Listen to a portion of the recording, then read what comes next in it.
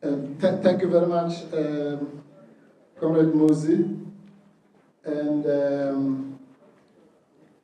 Comrade Kabula.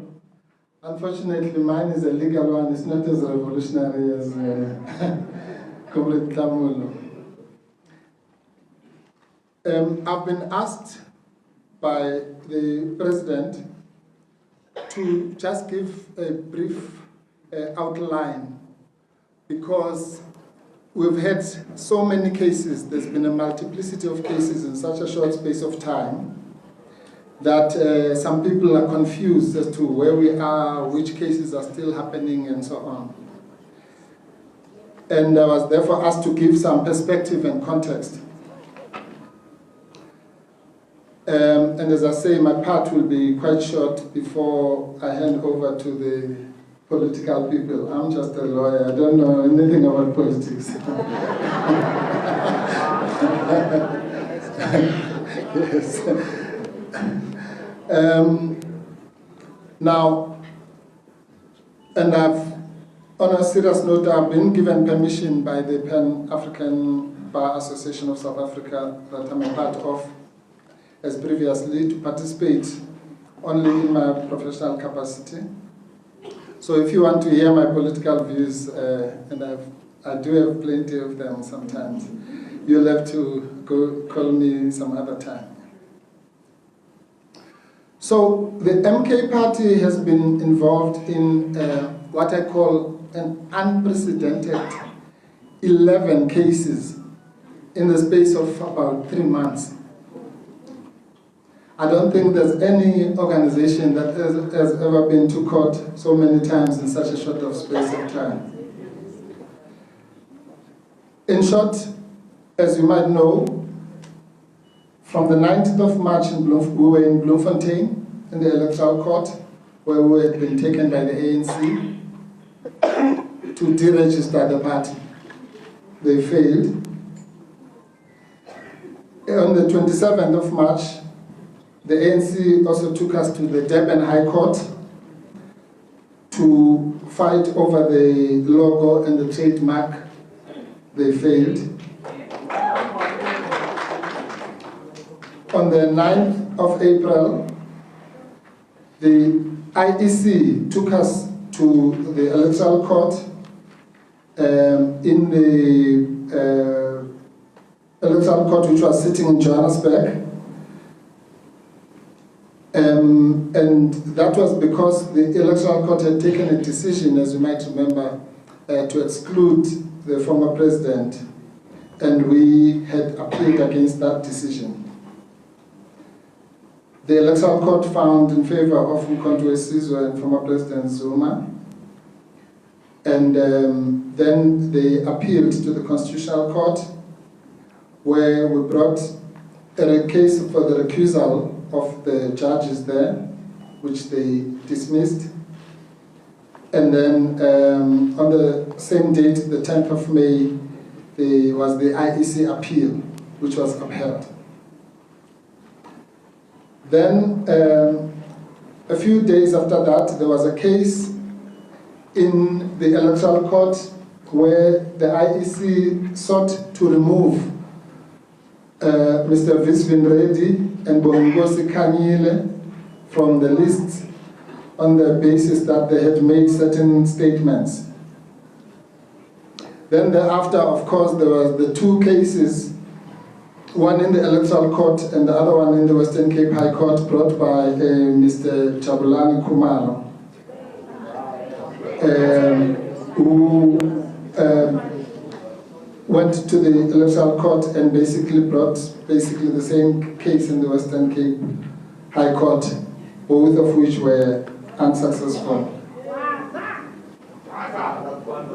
Then in June, we took the matter of, that was referred to by Comrade Klamulo, which was the matter of the irregularities in the electoral results, as well as the composition of the National Assembly, to the Constitutional Court, which last week was dismissed on the basis that the court had no jurisdiction and it was not urgent, but the court then went on to deal with the merits.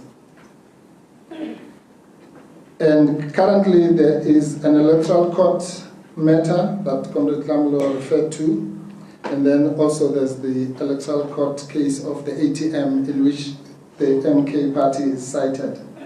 So that is those are the 11 different cases. The second point I wanted to make is that Umkhonto weSizwe has done so well in that it was successful, it had a 100% success rate in all those cases, except those that were in the Constitutional Court, which dismissed both of Umkhonto weSizwe's applications, as well as, I suppose, the recusal application. The third point that I want to make, which is my final point, is that we, as the legal team, we are awaiting the judgment in the Bongosi Kanyile Visvin matter from the Electoral Court. We are also awaiting hearing dates in the new application, and in the two applications that were launched this weekend, one by Umkhonto weSizwe, the other one by the ATM. And as far as the Constitutional Court cases, and the President asked me to emphasize this, we have been asked as the legal team to look at ways to pursue those matters further, both locally and, if need be, internationally.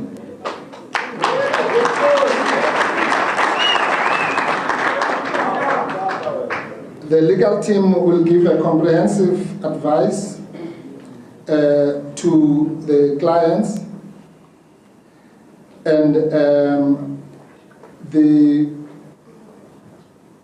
matters that are involved in that legal advice of the pursuance of these matters, both locally or internationally, pertain to two important matters.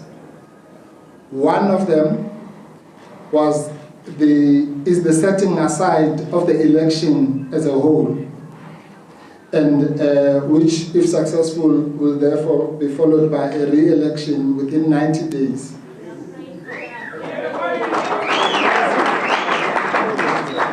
The second matter pertains to the removal from the list or from the membership of the National Assembly of former President Zuma, which we believe that was not done in accordance with international norms, particularly because in that particular case, as you know, those who followed it, the Constitutional Court made findings, including one of the findings was that remission of sentence does not reduce a sentence, and that the IEC is entitled to administer the membership of the National Assembly. And it is a strong feeling of the clients that both of those matters, or those kinds of findings, are in violation not only of our Constitution, but also of international human rights instruments.